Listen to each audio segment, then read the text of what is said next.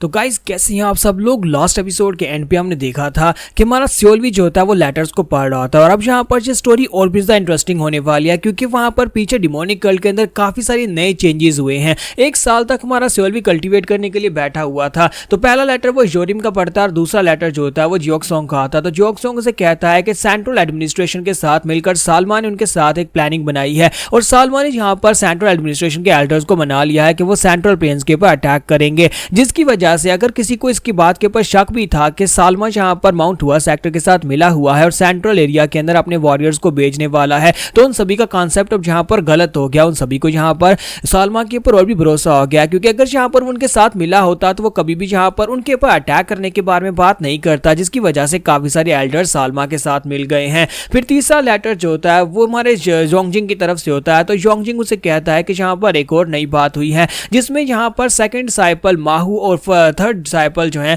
आर्योंग, वो दोनों यहाँ पर गोनमा के साथ मिलकर एक बात करना चाहते हैं। वो उसके साथ मिलकर यहाँ पर सालमा के खिलाफ जाना चाहते हैं क्योंकि यहाँ पर काफी सारे चेंजेस हो रहे हैं जिनमें बहुत सारे एल्डर्स ऐसे हैं जिन्होंने सालमा के साथ अपने एलिजेंस शो करवा दिया और वो सालमा के साथ मिल चुके हैं। और चौथा लेटर जो होता है वो सोर्योंग की तरफ से होता है। सोर्योंग यहाँ पर एक बहुत ही इंपॉर्टेंट बात बताती है। उस लेटर के अंदर लिखा होता है कि सालमा ने अपने साथियों के साथ मिलकर आर्योंग को मार डाला है जो कि चोनमा की थर्ड डिसाइपल थी। थर्ड डिसाइपल के मरने के साथ ही कोई भी यहाँ पर उसका बदला लेने के लिए सालमा की तरफ नहीं गया और मुझे नहीं पता कि उसने ये कैसे किया, लेकिन आर्योंग जब वहां पर उसके हाथ लगी तो उस वक्त उसके साथ हर्मिट मास्टर्स ना तो उसके प्रोटेक्टर्स और ना ही उसके सुप्रीम मास्टर्स थे। इसका मतलब यह है कि सालमा ने किसी ना किसी तरीके से आर्योंग को अपने पास बुलाया और उसके बाद अकेले में उसको मार डाला है। अब यहाँ पर उसने पूरी तरह से जंग का ऐलान कर दिया है जहां पर सक्सेसर्स आपस में फाइट करने वाले हैं। तो सियोलवी कहता है तो फाइनली कमीने सालमा ने यहाँ पर सभी के सामने अपने ट्रू कलर शो करवाई दी और सभी के सामने उसने यहाँ पर जंग का ऐलान कर दिया है। लेकिन मैंने ऐसा बिल्कुल भी नहीं सोचा था कि वो सबसे पहले यहाँ पर थर्ड डिसाइपल आर्योंग को मार डालेगा और उसके बाद अगला लेटर जो होता है वो जोरिम की तरफ से होता है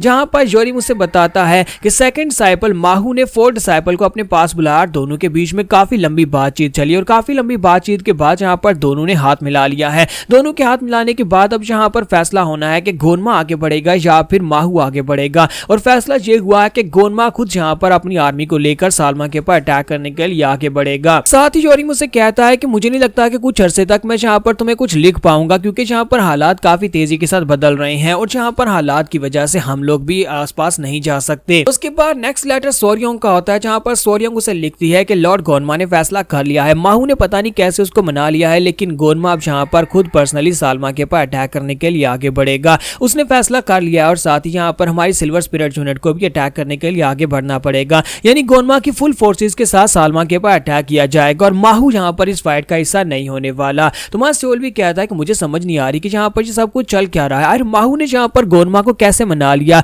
और गोनमा उसकी बात क्यों मान रहा है और गोनमा सालमा के ऊपर अटैक करने के लिए आगे क्यों बढ़ रहा है। ये बात तो लॉर्ड गोनमा को भी पता होगी कि माहू कितना कमीना और घटिया इंसान है। वो एक बहुत ही शातिर इंसान है, वो इसे अपने मकसद के लिए यूज कर रहा है। फिर यहाँ पर गोनमा उसकी बात मान क्यों रहा है, मुझे ये बिल्कुल भी समझ नहीं आ रही। उसके बाद वो सभी लोग यहाँ पर एक लेटर के अंदर उसे कहता है कि आपको हमारे बारे में चिंतित होने की जरूरत नहीं है। तो सभी लोग यहाँ पर एक एक करके उसे वहां पर गुड बाय बोलते हैं और साथ ही वहां पर उम्मीद जताते हैं कि हो सकता है कि हम लोग दोबारा मिल सकें क्योंकि यहाँ पर उनकी फाइट होने वाली है और गोनमा खुद जब सालमा के ऊपर अटैक करने के लिए जाएगा तो सिल्वर स्पिरिट यूनिट भी उसका हिस्सा होने वाली है। और जो सभी लोग यहाँ पर उससे कह रहे होते हैं कि उम्मीद करता है कि हम सभी लोग यहाँ पर जिंदा बच जाए। अगर हम लोग जिंदा बचे तो तुम्हें यहाँ पर दोबारा लेटर जरूर लिखेंगे। तुम्हारा सियोलवी वहां पर लेटर्स पढ़ने के बाद काफी गुस्सा होता है और कहता है ये क्या बकवास हो रही है। आखिर गोनमा ऐसा क्यों करेगा, गोनमा सालमा के ऊपर अटैक करने के लिए क्यों जाएगा जबकि उसे पता है कि यहाँ पर जो माहू की चाल है, माहू उसे इस्तेमाल कर रहा है। तुम्हारा सियोलवी सोंगवा से पूछता है कि सोंगवा बाकी के लेटर्स कहां पर हैं। ये सारे के सारे लेटर्स तो 1 महीने के वक्फे से भेजे गए थे, फिर यहाँ पर तो कुछ ही लेटर्स हैं। तो हमारी सोंगवा से कहते हैं कि मुझे नहीं लगता कि यहाँ पर और लेटर्स हैं क्योंकि 3 महीने पहले तक उनका आखिरी लेटर आया था और उसके बाद से कोई लेटर नहीं आया, यानी उनके साथ कॉन्टैक्ट टूट चुका है।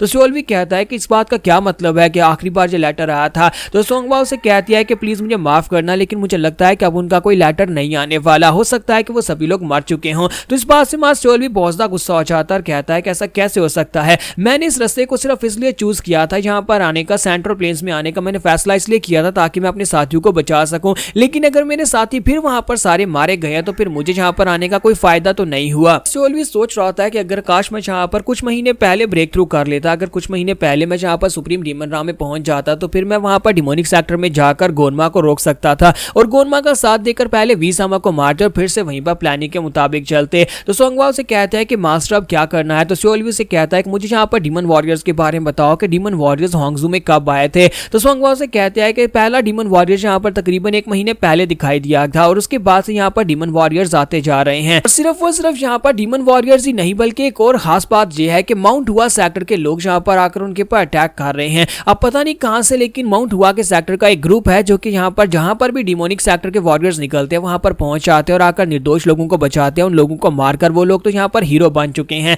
तुम्हारे सियोल्वी को ये बात तो पहले से पता थी कि यहाँ पर वॉरियर्स को इसलिए भेजा जा रहा है ताकि माउंट हुआ सेक्टर के लोग उनको मारकर मेरिट पॉइंट्स हासिल कर सके और अपने आप को जनता की नजर में हीरो बना सके। तुम्हारा सियोल्वी कहता है कि ये सारी की सारी सिचुएशन के बारे में तो मुझे पहले से आइडिया था, लेकिन मुझे इस बात की समझ नहीं आ रही कि हाई लॉर्ड गोनवा यहाँ पर माहू के साथ हाथ मिलाकर सालमा के ऊपर अटैक करने के लिए क्यों जाएगा। तो हमारी सोंगवा से कहते हैं कि मास्टर अब आगे बताओ कि क्या करना है। तुम्हारा सियोली वहां पर सोच रहा था कि अब मैं आगे क्या करूं। यहाँ पर फिलहाल के लिए मैं रुककर सिचुएशन के डेवलप होने के बारे में सोच सकता हूं कि आगे क्या होगा। लॉर्ड गोनवा अब सालमा के ऊपर अटैक करेंगे तो उसके बाद क्या होगा। हो सकता है कि सालमा जो है इस फाइट को जीत जाए या फिर गोनवा इस फाइट को जीत जाए। तो फिलहाल के लिए यहाँ पर से वापस जाने का कोई फायदा नहीं है। तो वो सोंगवा से कहता है कि सोंगवा क्या तुम मुझे स्पेल्स के बारे में सिखा सकते हो कि स्पेल कास्टिंग कैसे की जाती है। तो सोंगवा से कहते हैं कि हाँ क्यों नहीं, मैं तुम्हें स्पेल कास्टिंग के बारे में सिखा सकती हूँ। मुझे लगता है कि तुम यहाँ पर स्पेल कास्टिंग जल्दी सीख लोगे, लेकिन ऐसा भी नहीं है कि तुम एक रात में यहाँ पर इनको सीख लो। इसके लिए बहुत ज्यादा मेहनत और सब्र चाहिए होता है। तो सियोल भी कहता है कि हाँ मुझे पता है, बताओ कि मुझे कितना समय लगेगा स्पेल कास्टिंग को सीखने के लिए। तो सोंगवा से कहते हैं कि अगर मैं यहाँ पर सही से तुम्हें समझाऊं तो मुझे लगता है कि तुम 1 महीने में ये सब कुछ सीख लोगे। तो सियोल भी कहता है कि सोंगवा तुम्हारा बहुत बहुत शुक्रिया। फिर साथ ही उसे कहते हैं लेकिन हमें यहाँ से किसी और जगह पर जाना होगा,